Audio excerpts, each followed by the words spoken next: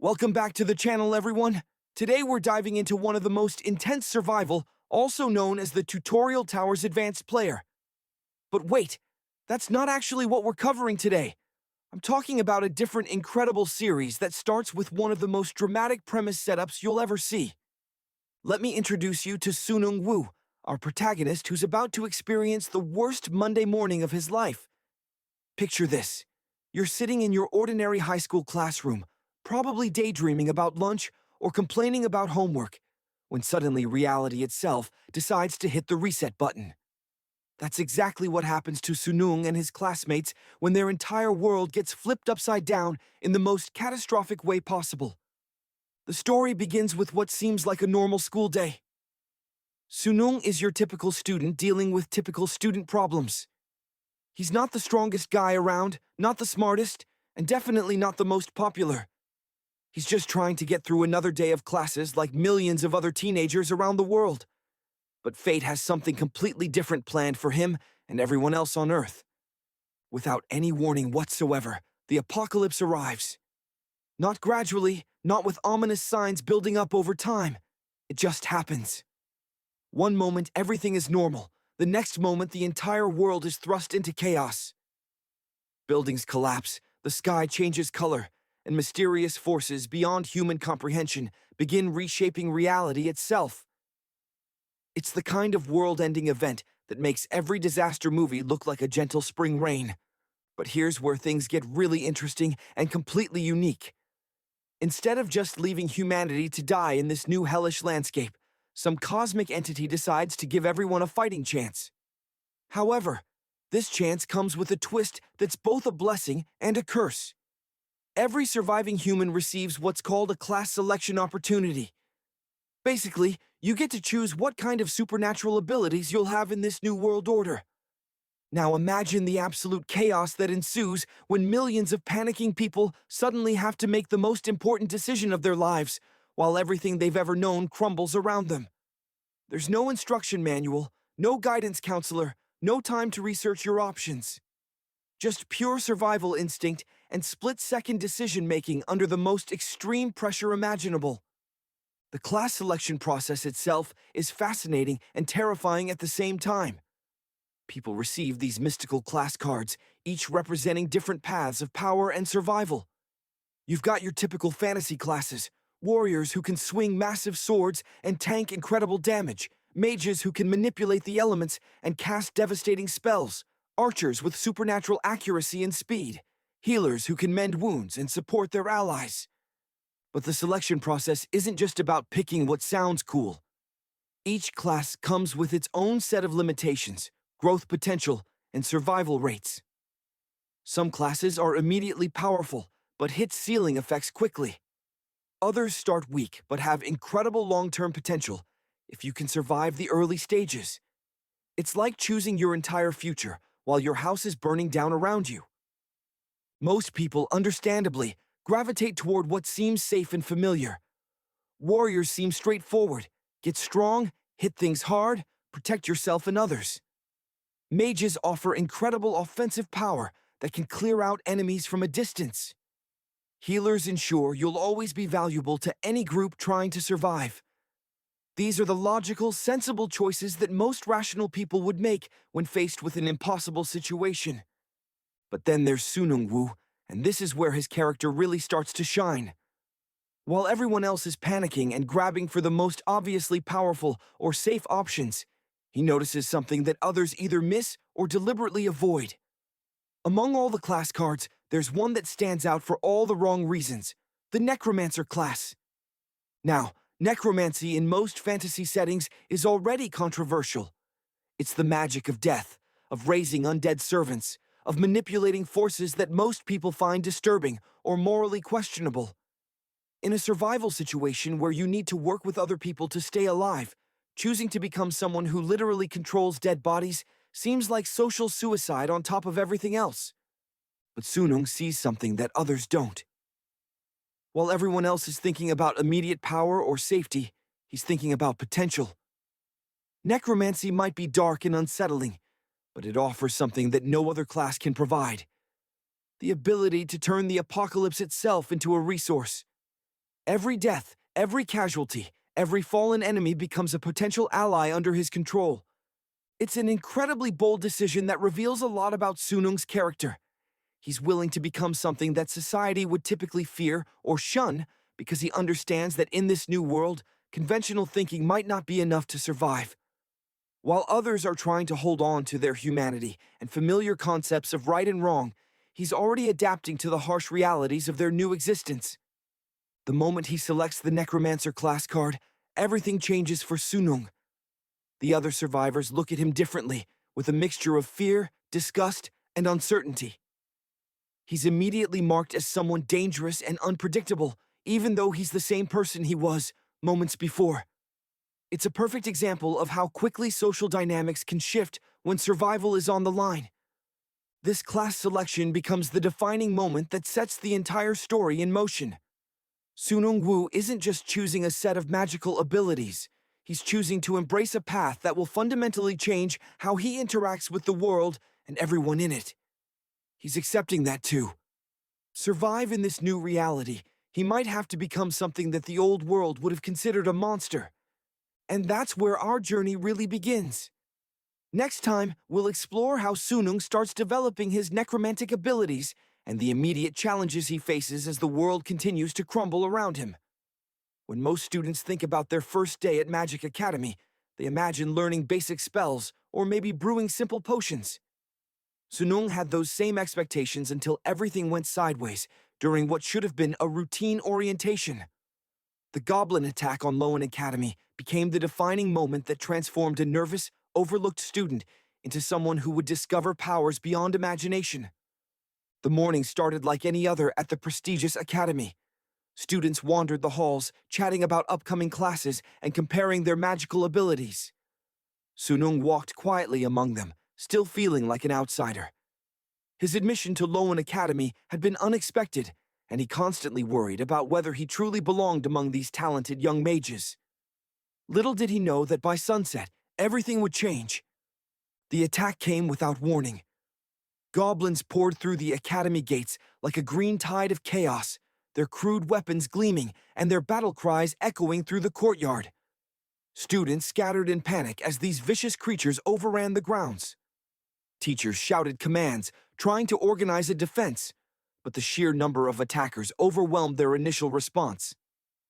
Sunung found himself pressed against a stone wall, with several classmates watching in terror as goblins destroyed everything in their path. His heart pounded as he realized this wasn't some training exercise or illusion. These creatures meant real harm, and students were getting hurt. The academy's protective barriers had somehow failed, leaving everyone vulnerable. That's when something unprecedented happened. As Sunung watched a goblin fall in battle nearby, he felt a strange pull, almost like an invisible thread connecting him to the fallen creature. Without understanding why, he reached out with his mind, and suddenly the goblin's body twitched back to life. But this wasn't resurrection in any normal sense. The creature that stood up bore glowing eyes and moved with mechanical precision, completely under Sunung's control. This was necromancy, though Sunung didn't immediately understand what he'd done. The reanimated goblin turned on its former allies, attacking with renewed vigor. Other students stared in amazement and slight horror as Sunung unconsciously commanded his first undead minion. This power felt natural to him, as if he'd been born to wield it. The necromantic system that Sunung discovered operates on fascinating principles. When creatures die in battle, their spiritual energy doesn't simply vanish. Instead, it lingers briefly, creating an opportunity for someone with necromantic sensitivity to capture and redirect that energy. Sunung learned he could channel this energy in multiple ways. Summoning became his primary ability. By focusing on fallen enemies, he could reanimate their corpses as temporary servants. These undead minions retained their combat abilities, but gained enhanced durability and complete loyalty to their necromantic master. The process required concentration and spiritual energy, but the results were immediately impactful. Gold collection represented another crucial aspect of the necromantic system. Defeated enemies didn't just provide potential minions, they also released essence that could be converted into magical currency. This goal could purchase upgrades, equipment, and enhanced abilities. Sunung discovered he could sense this essence and absorb it automatically, building resources for future encounters. Energy management proved to be the most complex element. Every necromantic action consumes spiritual energy, from summoning undead to maintaining control over multiple minions. Sunung had to learn to balance his power usage, knowing when to unleash his full strength and when to conserve energy for crucial moments. Overextending himself could leave him defenseless when he needed his abilities most. Working alongside his classmates during the goblin attack taught Sunung valuable lessons about cooperation and leadership. Initially, other students were frightened by his necromantic abilities, having been taught that such magic was dark and dangerous. However, as the battle intensified, they realized that Sunung's powers were keeping them alive. A young fire mage named Elena was the first to accept his help, coordinating her flame attacks with his undead warriors. Soon, other students joined their impromptu alliance. They discovered that necromancy complemented traditional magic beautifully. While classmates focused on direct damage and protection spells, Sunung's minions provided additional firepower and acted as shields for more vulnerable students. The transformation in Sunung's confidence was remarkable. Hours earlier, he'd been a timid student, afraid of drawing attention. Now he stood at the center of a coordinated defense, commanding undead soldiers while strategizing with his peers. Each successful summon and tactical decision built his self-assurance. As the last goblins fell and the academy grounds grew quiet, Sunung looked around at his exhausted but grateful classmates. His necromantic abilities had saved lives and protected the school. The fearful whispers about dark magic gave way to respectful acknowledgement of his power. This first battle established Sunung's reputation and revealed the true potential of necromantic magic. He'd learned to harness death itself as a weapon, discovered the intricate systems governing his abilities, and proven that even the darkest powers could serve noble purposes. The timid student who'd entered Lowen Academy that morning was gone, replaced by a confident young necromancer ready to face whatever challenges lay ahead. Death isn't the end in this world. It's just the beginning of something far more powerful. Today, we're diving deep into the dark art of building an undead army that will strike fear into the hearts of your enemies and dominate every battlefield you enter. Picture this. You're standing over the corpse of a mighty ogre that nearly ended your journey. Most players would walk away, satisfied with their victory. But you see opportunity where others see decay. The necromantic arts allow you to breathe twisted life back into fallen creatures, transforming yesterday's enemies into tomorrow's loyal servants. The revival process itself is both art and science. You'll need to act quickly after a creature falls. The fresher the corpse, the stronger your undead minion will be. But here's where strategy becomes crucial. Not every fallen monster is worth your precious necromantic energy. You need to think like a general, not just a grave robber. Your army composition determines everything. Goblins might seem weak individually, but imagine commanding 50 of them in perfect coordination. They're fast, expendable, and perfect for overwhelming enemies through sheer numbers. Their small size makes them ideal scouts, and their natural cunning translates beautifully into undead instincts for ambush tactics. But numbers alone won't win every battle. This is where trolls become your heavy artillery. These massive undead brutes serve as your front line, soaking up damage while your smaller minions flank and harass. A single reanimated troll can hold a choke point against multiple enemies, buying precious time for your strategy to unfold. The real magic happens when you start mixing creature types strategically. Undead wolves provide mobility and tracking abilities your army desperately needs. Skeletal archers give you range support from positions living creatures could never maintain. Each creature type brings unique advantages that compound when used together effectively. However, building this army isn't without its perils. Other players quickly learn to recognize the signs of a growing necromancer. They'll target your graveyards, disrupt your revival rituals, and form alliances specifically to counter your growing power. The jealousy is real. Nothing terrifies players more than watching someone command death itself. Rival necromancers present an entirely different challenge. They understand your tactics because they use the same ones. These encounters become chess matches where you're constantly trying to outmaneuver someone who thinks exactly like you do.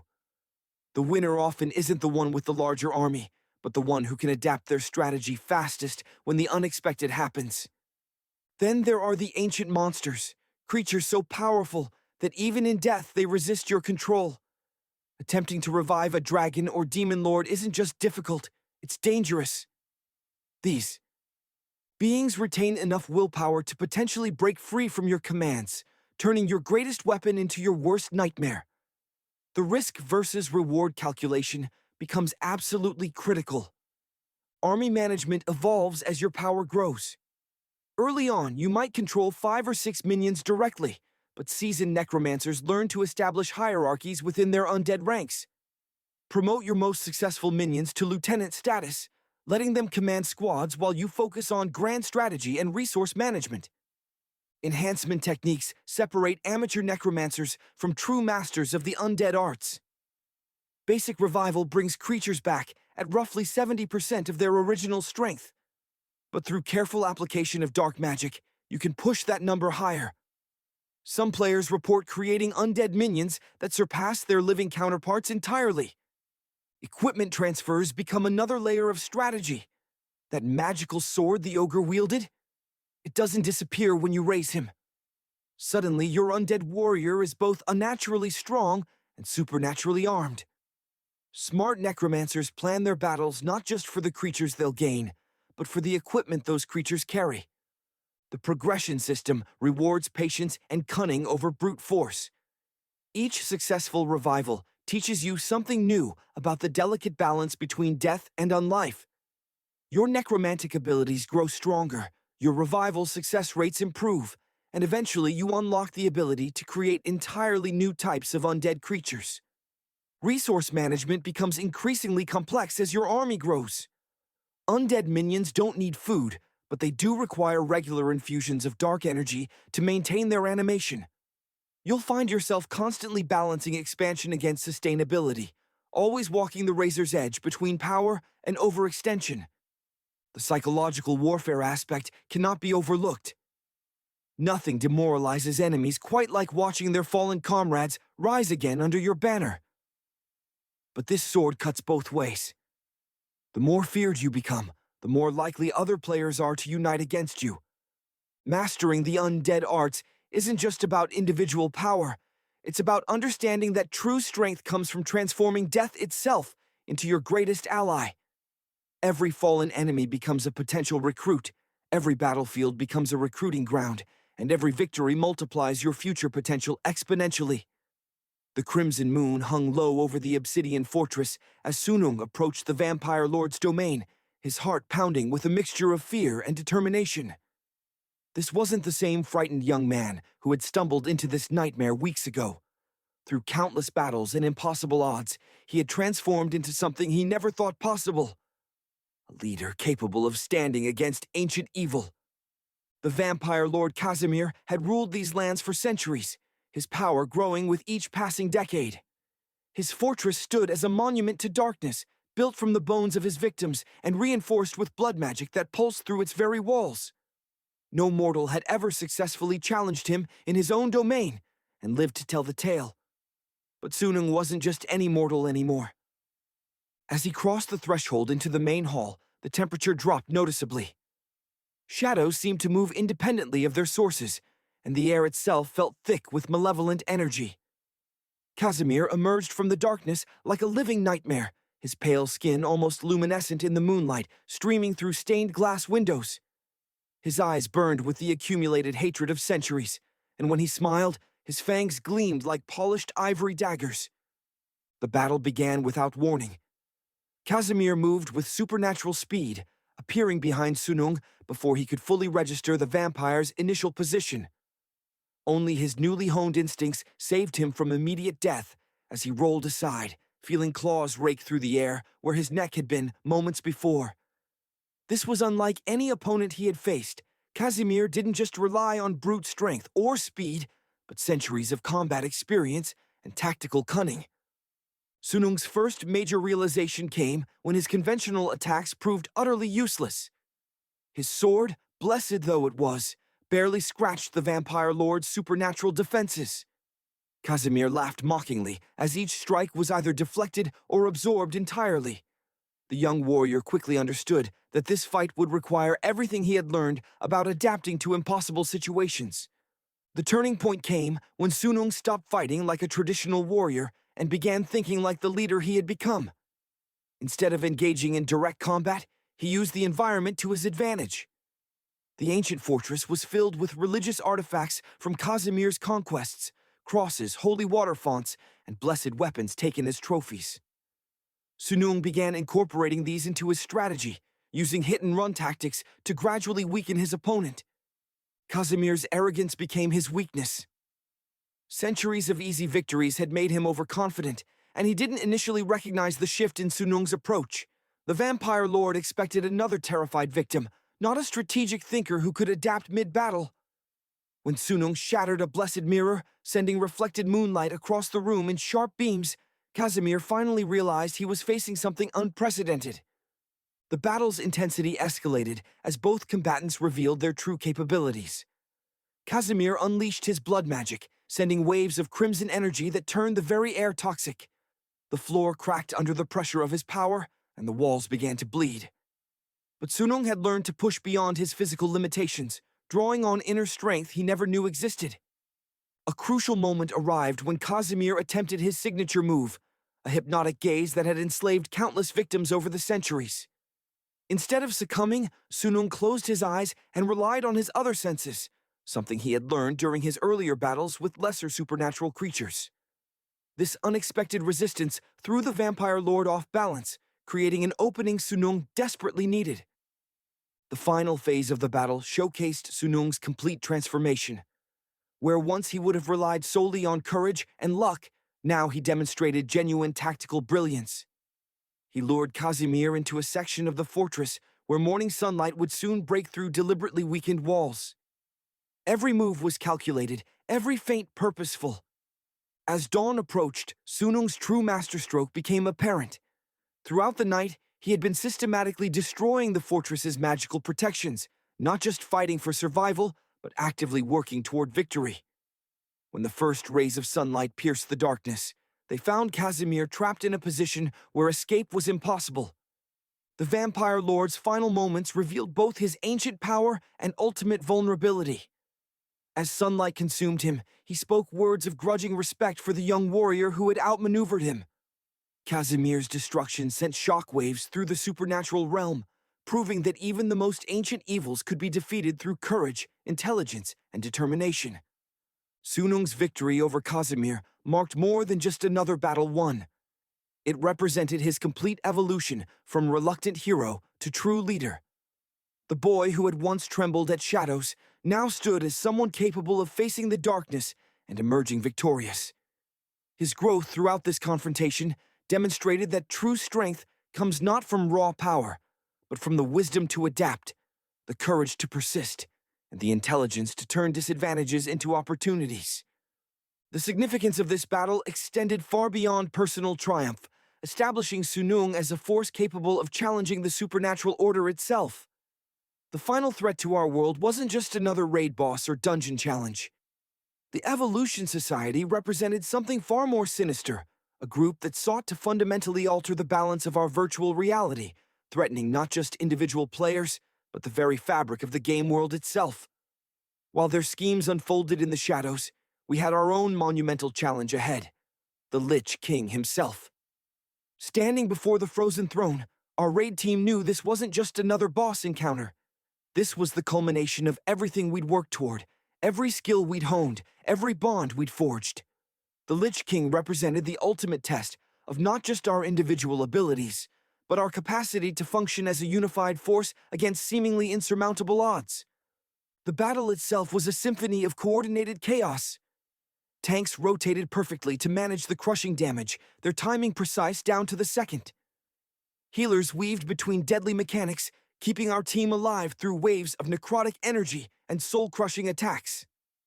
DPS classes unleashed everything they had while maintaining perfect positioning, dodging ice shards, and avoiding the dreaded defile that could wipe us all in seconds. But here's what made this fight truly special.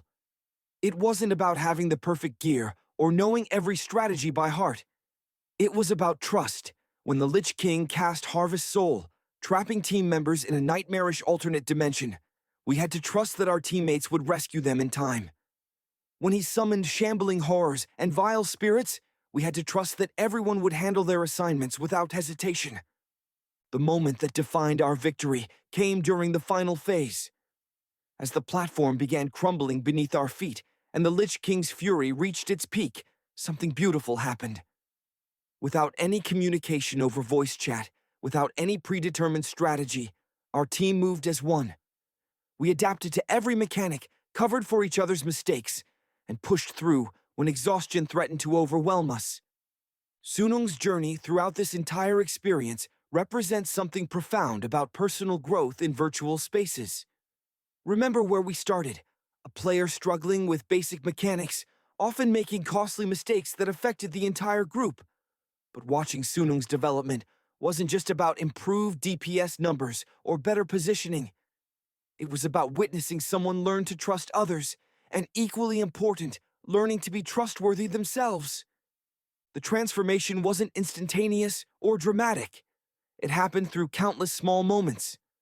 Staying to help a struggling teammate instead of rushing ahead, volunteering for difficult assignments during raids, offering encouragement when others felt defeated.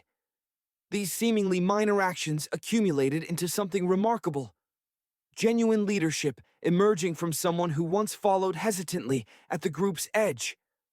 What struck me most about Sunung's evolution was how it reflected the broader themes of our entire journey.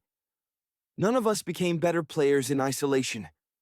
Every improvement, every breakthrough moment, every successful encounter happened because we chose cooperation over competition, patience over frustration, and collective success over individual glory. The lessons learned extend far beyond virtual battlefields. When faced with complex challenges requiring multiple people to succeed, the principles remain consistent. Clear communication prevents misunderstandings that can derail entire efforts. Reliable execution of individual responsibilities allows others to focus on their own tasks without worry. Adaptability helps teams respond to unexpected obstacles without falling apart. Perhaps most importantly, we learn that true strength comes not from avoiding failure, but from how we respond to it together. Our most memorable moments weren't necessarily our cleanest victories, but the times we rallied after devastating mistakes, supported each other through discouragement, and refused to give up on shared goals. The Evolution Society's threat ultimately served as a reminder that some challenges require us to look beyond our immediate objectives. While we focused on raids and dungeons, larger forces were working to undermine the collaborative spirit that made our achievements possible. Recognizing these threats and choosing to protect the environments that allow growth and cooperation becomes everyone's responsibility. As we reflect on this incredible journey from those first tentative dungeon runs to toppling the Lich King himself, one truth emerges clearly. The most rewarding experiences in any challenging environment come from the relationships we build and the people we become along the way. Individual achievements feel hollow compared to shared triumphs earned through mutual support and dedication. So here's my challenge for you. Whether you're raiding in virtual worlds, working on team projects, or pursuing any goal that requires cooperation with others, embrace the messy, difficult, often frustrating process of building genuine teamwork. The rewards go far beyond whatever objectives you're trying to accomplish. If this journey resonated with you, I'd love to hear about your own experiences with teamwork and personal growth. Drop your stories in the comments below. Hit that subscribe button for more content exploring these themes, and share this video with anyone who might benefit from these lessons. Remember, every legendary achievement starts with people willing to trust each other enough to try something extraordinary together.